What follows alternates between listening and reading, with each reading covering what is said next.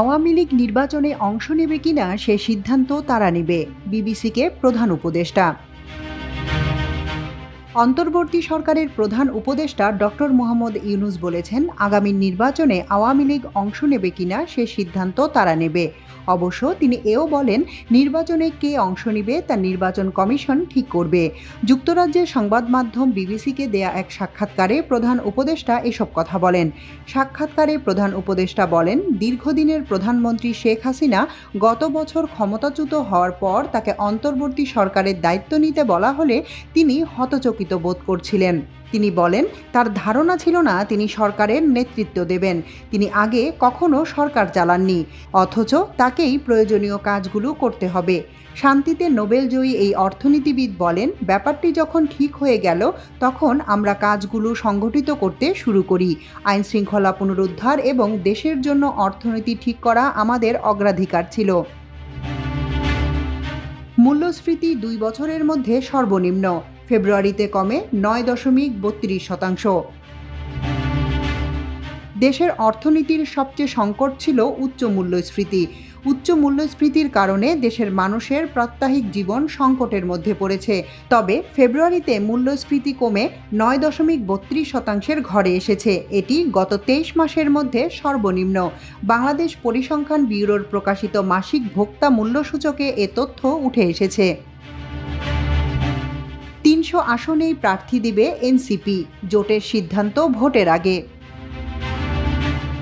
আসন্ন ত্রয়োদশ জাতীয় সংসদ নির্বাচনের সবকটি আসনেই প্রার্থী দেওয়ার পরিকল্পনা নিয়ে এগোচ্ছে জুলাই গণ অভ্যুত্থানের নেতৃত্বদানকারীদের নতুন রাজনৈতিক দল জাতীয় নাগরিক পার্টি এনসিপি। বিদ্যমান রাজনৈতিক ধারার বাইরে নতুন ধারার সূচনা করা দলটি কোনো দলের সঙ্গে নির্বাচনী জোট করার বিষয়টি ভাবছে না, বরং তাদের নেতৃত্বে কোনো দল জোট গড়তে আগ্রহী হলে বিবেচনা করা হবে।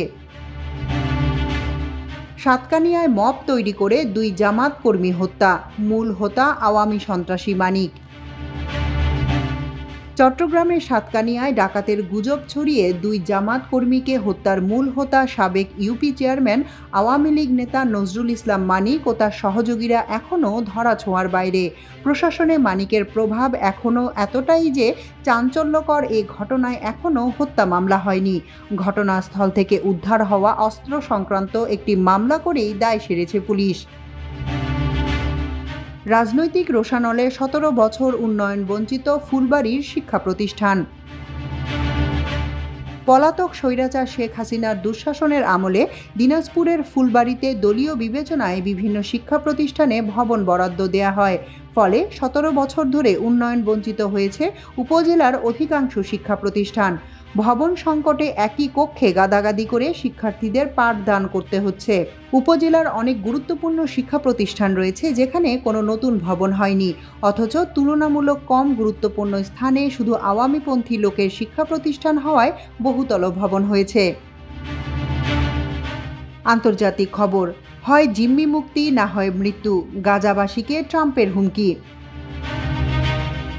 অবরুদ্ধ ফিলিস্তিনি ভূখণ্ড গাজার নিয়ন্ত্রণকারী স্বাধীনতাকামী সংগঠন হামাস ও স্থানীয় বাসিন্দাদের হুমকি দিয়ে বার্তা দিয়েছেন আমেরিকার প্রেসিডেন্ট ডোনাল্ড ট্রাম্প। গাজায় বন্দী থাকা ইসরায়েলি জিম্মিদের মুক্তি না হলে মৃত্যুর জন্য প্রস্তুতি নেওয়ার হুমকি দিয়েছেন তিনি। গত বুধবার সামাজিক যোগাযোগ মাধ্যমে এক পোস্টে ট্রাম্প এ হুমকি দেন। গাজার স্বাধীনতাকামী সংগঠনগুলোকে উদ্দেশ্য করে ট্রাম্প বলেন, সব জিম্মিকে এখনই মুক্তি দিন, বিলম্বের কোনো সুযোগ নেই, অনতিবিলম্বে আপনাদের হত্যা করা মানুষের লাশ ফেরত দিন, না হলে এখানেই সবকিছু শেষ হবে। সবশেষে খেলার খবর, আবাহনী মোহামেডানের জয়, হারল প্রাইম ব্যাংক। ঢাকা প্রিমিয়ার লিগ ডিপিএলে ঐতিহ্যবাহী আবাহনী মোহামেডানের শুরুটা হয়েছিল হার দিয়ে। নিজেদের দ্বিতীয় ম্যাচে আর ভুল করেনি দল দুটি। মিরপুরে রূপগঞ্জ টাইগার্সের বিপক্ষে 7 উইকেটের বড় জয় পায় মোহামেডান। ঢাকা প্রিমিয়ার লিগ ডিপিএলে ঐতিহ্যবাহী আবাহনী মোহামেডানের শুরুটা হয়েছিল হার দিয়ে। নিজেদের দ্বিতীয় ম্যাচে আর ভুল করেনি দল দুটি। মিরপুরে রূপগঞ্জ টাইগার্সের বিপক্ষে 7 উইকেটের বড় জয় পায় মোহামেডান। তাদের চিরপ্রতিদ্বন্দ্বী আবাহনী বিকেএসপিতে পেয়েছে 162 রানের বড় জয়। তারা জয় পায় গুলশান ক্রিকেট ক্লাবের বিপক্ষে। বিকেএসপির অন্য মাঠে প্রাইম ব্যাংক হেরেছে দুর্বল প্রতিপক্ষ পারটেক্স স্পোর্টিং ক্লাবের কাছে। তাহমিনা তাসির, আমার দেশ।